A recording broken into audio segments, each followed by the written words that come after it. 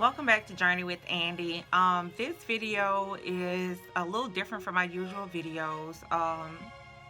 It's a little short video, but it's more so, um, let's see, I wrote this back in October of last year. So I was having a rough night with Paul, with him not sleeping. I was just kind of jotting down some feelings I was having at the time, and yeah, so I was going to record this a lot sooner, but never got around to it. So I kind of just essentially be reading to you like what my thoughts were at that time, where my headspace was, and how I was feeling. So like I said, it's not my typical video, it's just a little bit shorter, but just kind of give you like a little preview of everything wasn't always just, you know, Skittles and rainbows, that type of thing.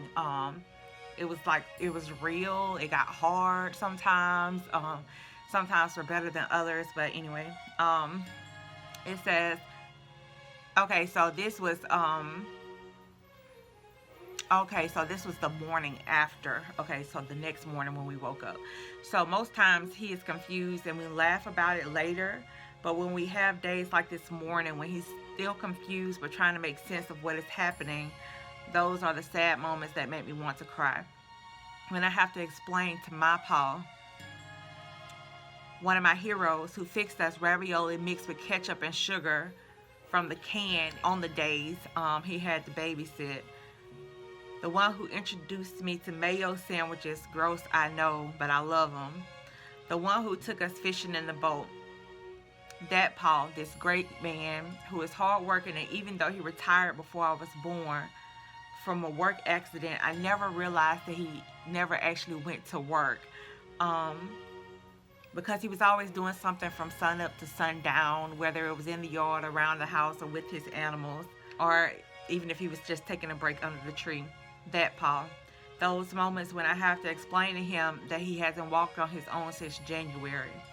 When I have to explain to him that he was in the hospital for 4 months, on and off the ventilator. When I have to explain that someone is always here with him and he's wondering how I magically appeared and found him when in his mind he was at the airport.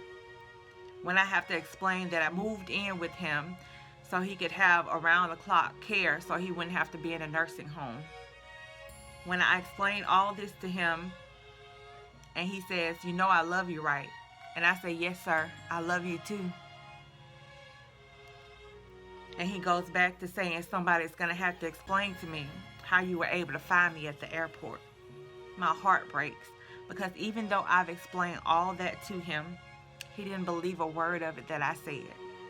Sometimes I just have to walk away because it hurts, and I know that it's pointless to keep going round and round.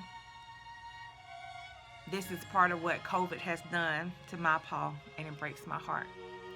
So that is just, yeah, ooh, wow. That's just a little bit of what was going on, like my headspace at that time, having to deal with that. Like my family, we chose to, like this stuff, like if it's in the middle of the night and he's like hollering out and like saying, he's at the airport and I come in and he's like, "How did you always find me?" Later, when I retell the story to my aunt, or when they have these moments, when they were with him, my dad, my aunt, my uncle, when they were with Paul and they have these moments where he does something that's, out of his character or whatever. Like when it's happening, it could be scary, it could be sad, make you feel some type of way. But when we retell the story to each other, we always kind of make it a comical moment because, it's better. I'd rather laugh than cry, any day. So we always laugh and joke about it because we know that, it's not something that he would usually do if his mind was okay.